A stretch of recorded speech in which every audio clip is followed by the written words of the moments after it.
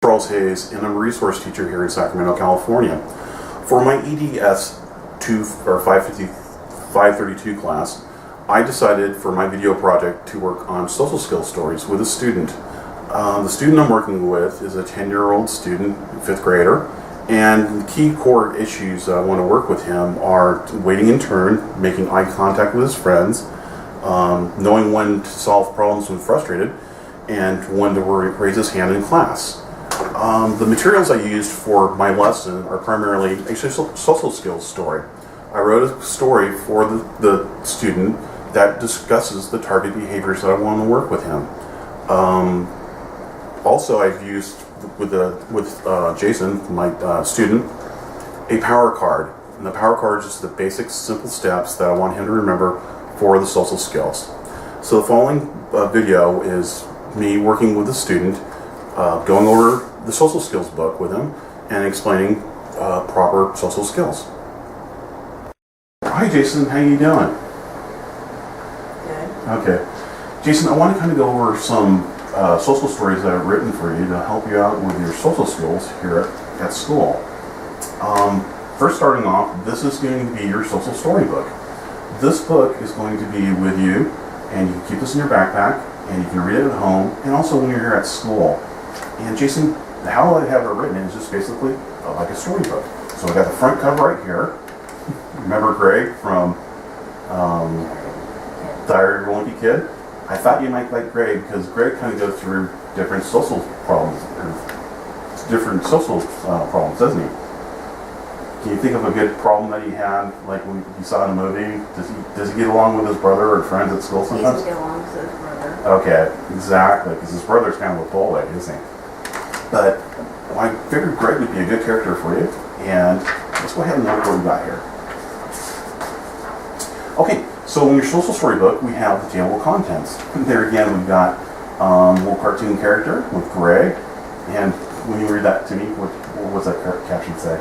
Hey look, Greg has a purse. Actually, it's an embroidered book bag. Oh. So for our first story we have is Waiting for My Turn. I'm going to read this to you and then I'll ask you some questions, okay?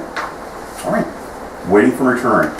When at school, at home, or out shopping, we have to wait for our turn.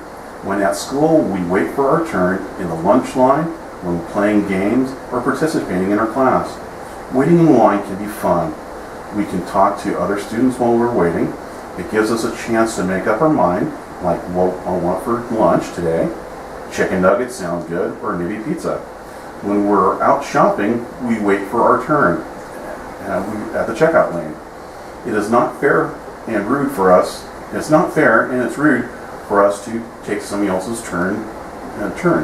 How would you feel? Now, Jason, how would you feel if somebody cut in line in front of you? Mad because you waited in line longer than them, and then they just get to go ahead like they're some special person. Exactly.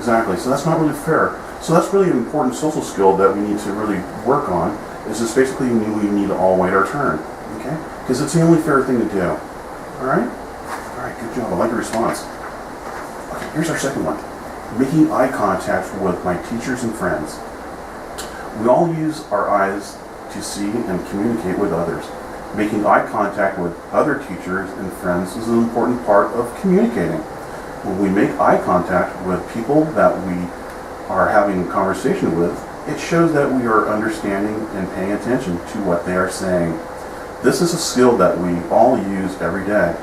We look at people's faces to see expressions.